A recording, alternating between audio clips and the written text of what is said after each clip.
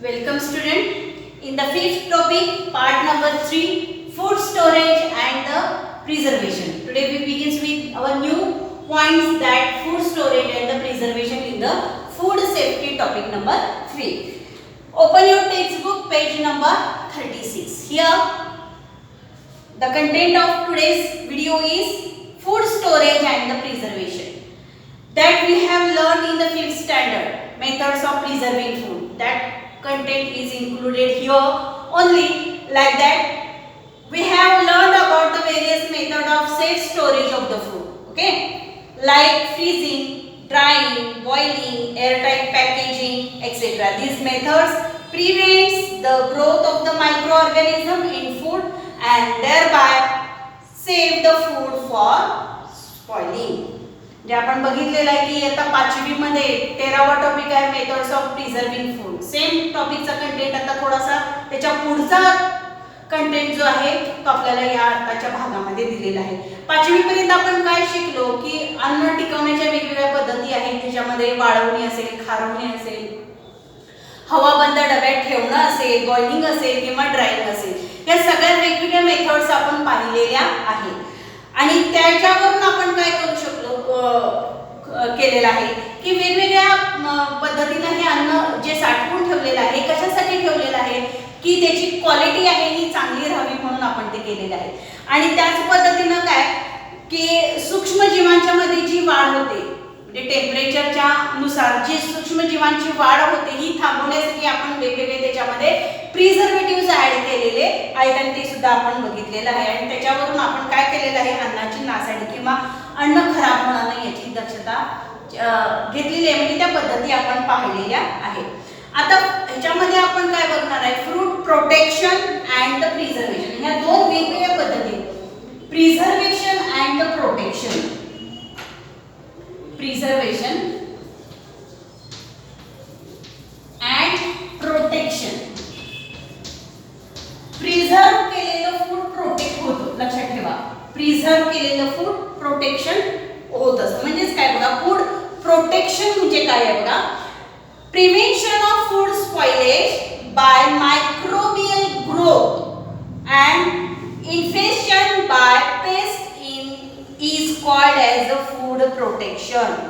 बघा, इन्फेस्टेशन म्हणजे कीड लागणे, आणि मायक्रोबियल म्हणजे काय आहे की अन्नातील जे सूक्ष्म जीव आहे त्याच्यामुळं काय होऊ शकतं, अन्न खराब होऊ शकतं किंवा कीड लागल्यामुळे सुद्धा अन्न खराब होतं.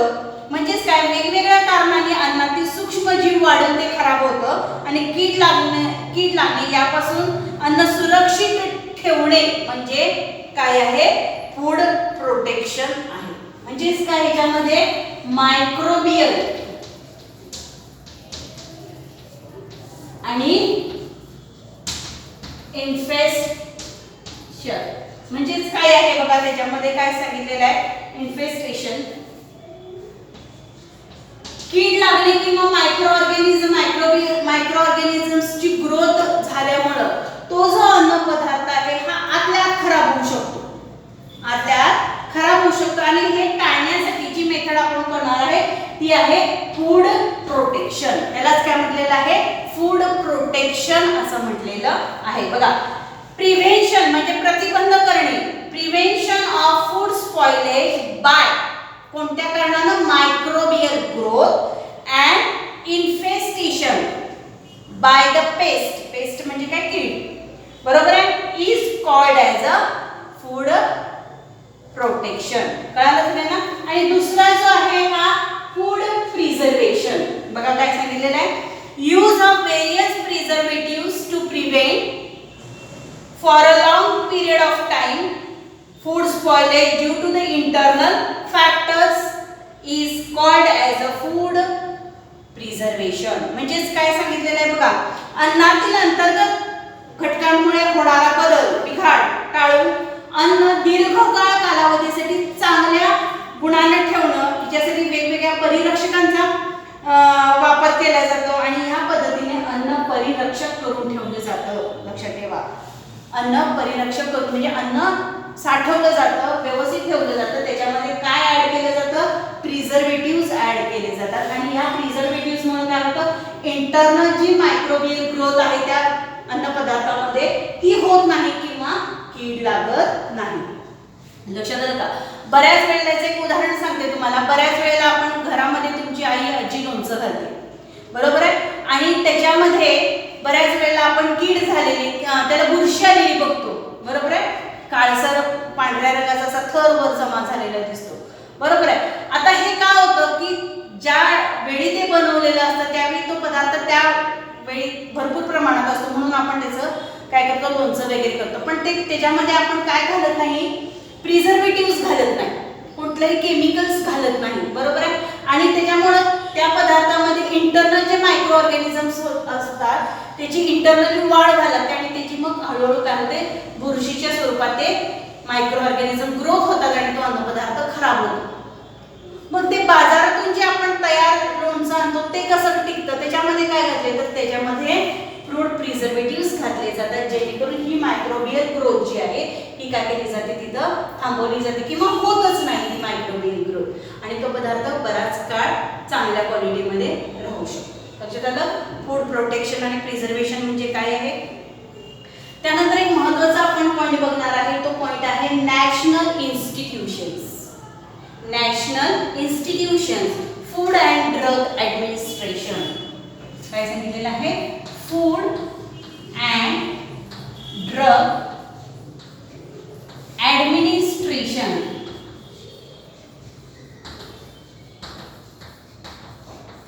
Food and drug administration. आता यालाच मराठीमध्ये काय म्हणतं, अन्न आणि औषध प्रसार. अन्न आणि औषध, ड्रग याचा अर्थ इथं काय म्हणायचं आहे, औषध असं घ्यायचं आहे. अन्न आणि औषध प्रशासन.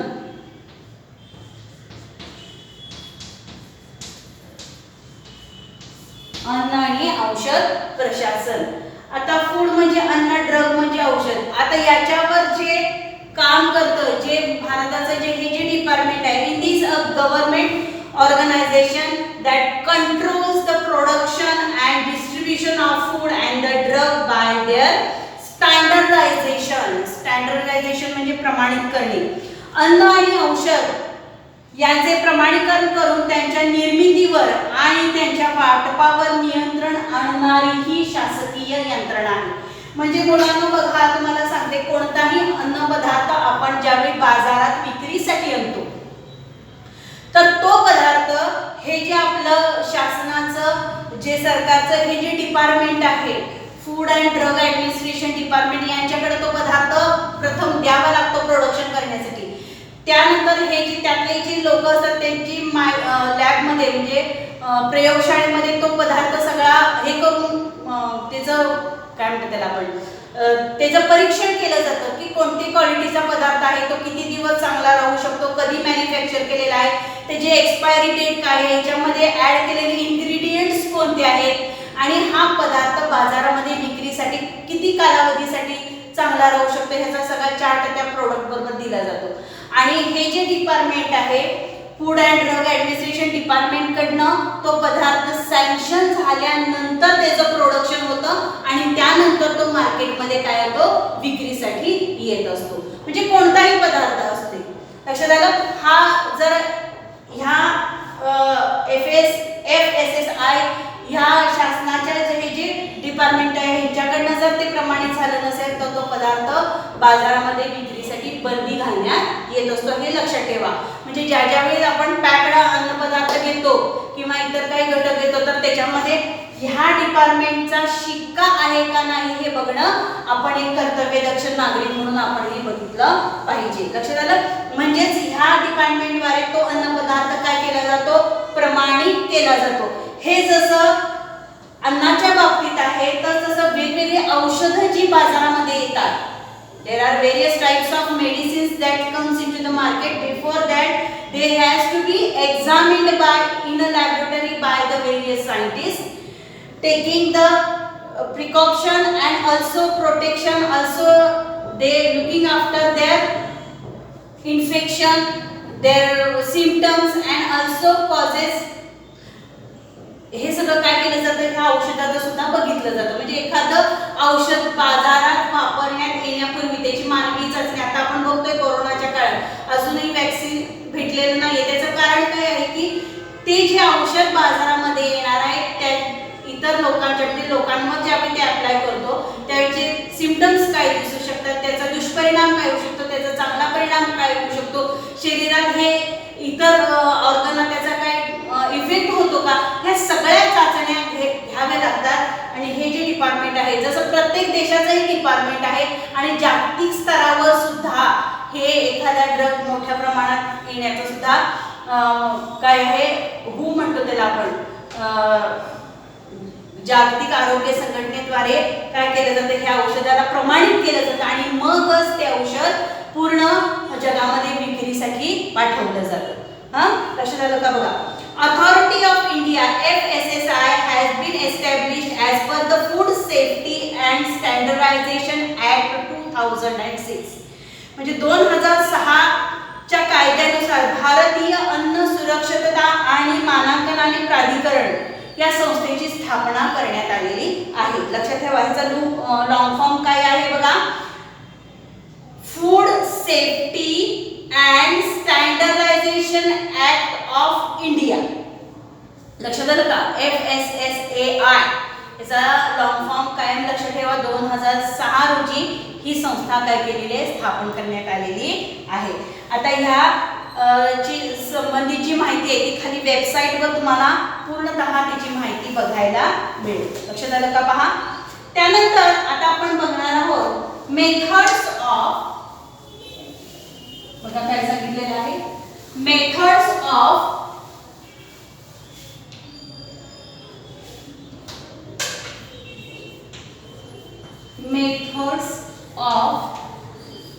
Preserving food. Methods of preserving food. बघा काय सांगितलेलं आहे, किंवा प्रिझर्विंगच्या ऐवजी प्रोटेक्शन पण आपण म्हणू शकतो. प्रत्येक गोष्टी प्रिझर्व करून ठेवत नाही आपण. तर पॉइंट काय आहे, method of protection of food. बघा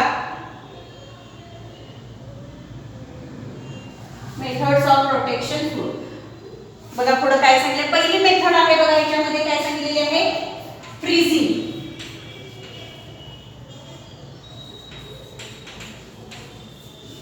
फ्रीजिंग पहिल्या याच्यामध्ये गोठणीकरण. फ्रीजिंग म्हणजे काय, गोठणीकरण. Biological and chemical reaction in the food material are slow down at the low temperature.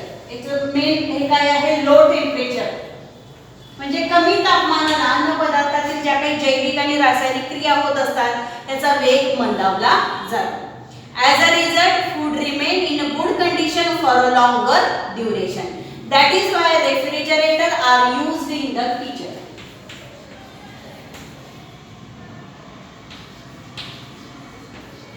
आता घरी हे आपण रेफ्रिजरेटर द्वारे हे करू शकतो. बरोबर आहे. म्हणजे अन्न पदार्थामध्ये काही जैविक आणि केमिकल रिएक्शन घडत असतात आणि ह्या घडू नये म्हणून तो पदार्थ लो टेम्परेचरला रेफ्रिजरेटर मध्ये घरी ठेवला जातो जेणेकरून मायक्रो ऑर्गॅनिझम्सची वाढ होत नाही. सेकंड मेथड आहे बघा, सांगितलेलं आहे स्मोकिंग. मराठीत त्याला धुरीकरण असं म्हटलं जातं. काय म्हटलं जातं, धुरीकरण. बघा food is preserved with the help of smoke. Aluminium sulphide is used in this method. या धुरीकरण या पद्धतीमध्ये काय केलं जातं, अन्न संरक्षित करण्यासाठी ॲल्युमिनियम फॉस्फाइड हे वापरलं जातं. याची धूर दिली जाते जेणेकरून तो पदार्थ चांगला राहतो. त्यानंतर आहे use of insecticides. Use of insecticides म्हणजेच काय सांगितलेलं आहे पहा, कीटकनाशकांचा वापर केला पाहिजे. Malathion is spread on a gunny bags containing a food grains. म्हणजे पोत्यात भरलेल्या धान्याचं मॅलेथिओन उच्चार काय बघा, मॅलेथिओनचा फवारा त्या पोत्यांवर मारला जातो. म्हणजे गोदामामध्ये ज्यावेळी अन्न जे धान्य आहे ते गोदामामध्ये साठवणूक केल्यानंतर त्याच्यामध्ये एक विशिष्ट प्रकारचं कीटकनाशक वापरलं जातं. त्या कीटकनाशकाचा नाव आहे मॅलॅथिऑन. याचा फवारा केला जातो. त्यानंतर नेक्स्ट आहे बघा इररेडिएशन. इररेडिएशन म्हणजे विशिष्ट अशा किरणांचा मारा त्याच्यामध्ये केला जातो. बघा, in this method food is exposed to a ionizing radiation such as a high energy electrons emitted by a accelerator. या पद्धतीमध्ये अन्न पदार्थावर आयनीभवन करणाऱ्या किरणांचा मारा केला जातो. उदाहरणार्थ उच्च ऊर्जायुक्त इलेक्ट्रॉन किंवा त्वरकांद्वारे म्हणजे ऍक्सेलरेटर म्हणजे क्षनिर्मित X ray, gamma rays emitted by a radiative isotopes म्हणजे किरणोत्सारी या समस्थानिकांद्वारे काय केले जातात, किरण सोडली जातात. दिस आता ही पद्धत का वापरली जाते, ह्या किरणांच्यामुळे काय होतं बघा. This process destroy the microbes, insects etcetera. Shelf life of the fruits increases due to the increase in a ripening period. बुरशी या प्रक्रियेमुळे सूक्ष्मजीव, बुरशी किंवा कीटकांचा तर नाश होतोच. त्याचबरोबर फळांच्या पिकण्याचा जो कालावधी आहे, कालावधी वाढल्यामुळे त्याची हानी कमी होते. बरोबर. The shelf life of potatoes and onion increases due to the slowdown of the sprouting. म्हणजे अंकुरण्याची प्रक्रिया मंदावल्यामुळे या किरणांचा मारा केल्यामुळे म्हणजे कांदा बटाटा हा जो स्टोरेजची जी गोदाम असतात तर याच्यामध्ये गॅमा रेज पाठवले जातात. जशी आपण ट्यूबलाइट असतो की नाही, या ट्यूबलाइट मध्ये जशी किरण येतात तशी त्या ट्यूबलाइट मध्ये गॅमा रेज त्या गोदामावर पसरवले जातात. म्हणजे कांदा बटाट्याची जी मार्केट्स असतात त्याच्यामध्ये. मग त्याच्यामुळे आपण कांद्याला किंवा ह्याला मोड आलेले बघतो. जर तसं केलं नाही तर त्याला एक 5-6 दिवसांना 8 दिवसांना लगेच मोड आलेले दिसून येतात. हे होऊ नये म्हणून ते गोदामांमध्ये गॅमा रेज काय केले जातात, मारा केला जातात. त्याच्यामुळं अन्न पदार्थ जास्त दिवस टिकण्यास सुरुवात होते. त्यानंतर बघा दुसरा आहे वायूचा वापर, use of inert gas. Fifth one, use of inert gas. काही निष्क्रिय वायूंचा उपयोग केला जातो. कोणते कोणते आहेत बघा. Nitrogen gas is filled in airtight packages of potato wafers and offer other food products that preventing the growth of fungus and insect in them. म्हणजे वेपर्स किंवा इतर काही पदार्थ असतील, खाद्यपदार्थ हवाबंद पिशव्यांच्या मध्ये ठेवल्यामुळे नायट्रोजन वायू त्याच्यामध्ये भरला जातो, जेणेकरून कीटक व बुरशीच्या वाढीला त्या ठिकाणी आळा घातला जातो. आपण बघतो की जे वेपर्सचे पॅकिंग असतात ते खूप फुगलेले असतात. म्हणजे ते पूर्णपणे अन्नपदार्थ असतो का, नाही, अन्नपदार्थ थोडाच असतो, पण ते बाकीची जी पिशवी आहे ही नायट्रोजन गॅसनं भरलेली असते की ज्याच्यामुळं काय होतं, मायक्रो ऑर्गॅनिझम्सची ग्रोथ हवा नसल्यामुळं त्याच्या आतमध्ये होत नाही. त्यानंतर बघा हे use of preservatives. Use of preservatives म्हणजे अन्न सुरक्षकांचा वापर त्याच्यामध्ये केला जातो. त्याच्यामध्ये 2 पद्धती आहेत बघा. नैसर्गिक म्हणजे नॅचरल प्रिझर्वेटिव्स आणि chemical preservatives. Some naturally available material like a salt, sugar, oil are used as a preservatives in a pickle, jam, murabba, peda etcetera. बघा काय काय सांगितलेलं आहे. निसर्गामध्ये आढळणारे आपण जी रोजच्या जेवणामध्ये सुद्धा ही वापरतो, जसं मीठ आहे, साखर आहे, तेल आहे, तर याचा उपयोग प्रामुख्याने जाम, मुरांबा, लोणची, पेढा इत्यादी, पेठा इत्यादी बनवण्यासाठी त्याचा उपयोग केला जातो. आणि दुसऱ्या भागामध्ये केमिकल प्रिझर्वेटिव्स आहे की जसं बघा त्याची नावं सांगितलेली आहे. Acetic acid, citric acid, sodium benzoate की जे लोणच्यामध्ये वगैरे वापरलं जातं. And some nitrate and nitrite soil are some examples of the chemical preservative. Underline the main. बऱ्याच वेळेला हा प्रश्न विचारला जातो, write the names of chemical preservative. At that time you have given this answer. They are used in sauce, jellies, jams and in packed ready to cook vegetable. Ready to cook मध्ये आणायचं फोडायचं लगेच चालू. आपण Maggi sauce वापरतो तर त्याच्यामध्ये सुद्धा हे प्रिझर्वेटिव्स घातलेले असतात. These preservative keep the food safe for a long duration. म्हणजे हे जे पदार्थ आहे त्याच्यामध्ये प्रिझर्वेटिव्ह घातले जातात जेणेकरून तो पदार्थ जास्त वेळ टिकला जातो. आणि शेवटचं आहे बघा pasteurisation.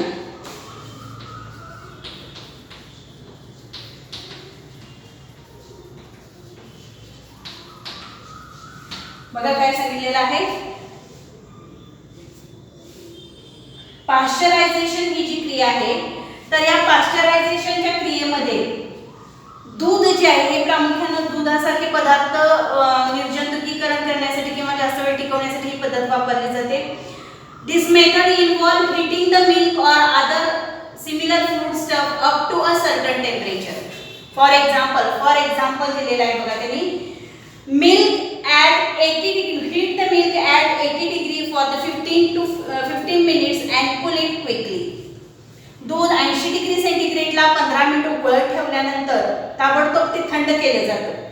This destroy the microorganisms present in the milk. त्याच्यामुळे काय होतं दुधामध्ये काही मायक्रो ऑर्गॅनिझम जर ऍड झाले असतील हँडलिंगच्या दरम्यान तर ते काय होतं डिस्ट्रॉय होतं and keeps for a longer duration. आणि ते जे मिल्क आहे ते बऱ्याच वेळ चांगल्या अवस्थेमध्ये राहू शकतो.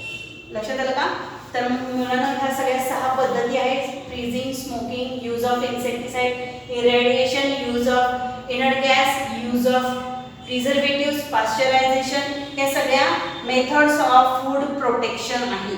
तर इथे तुम्हाला आता मी सांगितलेले आहे. तर पाश्चरायझेशनची ही जी क्रिया आहे the microbiologist Louis Pasteur, microbiologist म्हणजे सूक्ष्म जीवशास्त्रज्ञ जो आहे तो लुईस पाश्चर यानं ही पाश्चरायझेशनची टेक्निक जी आहे ही डेव्हलप केलेली आहे. Raising its temperature to prevent the microbial growth in the. तर जीवाणूशास्त्रज्ञ लुईस पाश्चर यांनी ही विकसित केलेली मेथड आहे म्हणून त्याचंच नाव त्याला नंतर दिलेलं आहे. आणि लास्ट वन बघा. Do you know in Maharashtra irradiation plants have been installed at Lasalgaon for onions and potatoes and at Navi Mumbai for the spices and condiments. म्हणजे काय सांगितले बघ महाराष्ट्रात लासलगाव इथं कांदा आणि बटाटा यांच्यावर सुरक्षेसाठी हे प्लांट्स बसवले आहेत. तर नवी मुंबई इथं मसाल्याच्या पदार्थावर किरणीकरण करणारी संयंत्रे असलेली केंद्र उभा केलेली आहेत. म्हणजे हे गोदाम आपण जी म्हणतो ही या ठिकाणी उभी केलेली आहे आणि त्या ठिकाणी या पद्धतीने फूड प्रोटेक्शन केलं जातं. ओके. तर in this way student we complete our today's section. In the next part we will learn about the adulteration of the food. Till then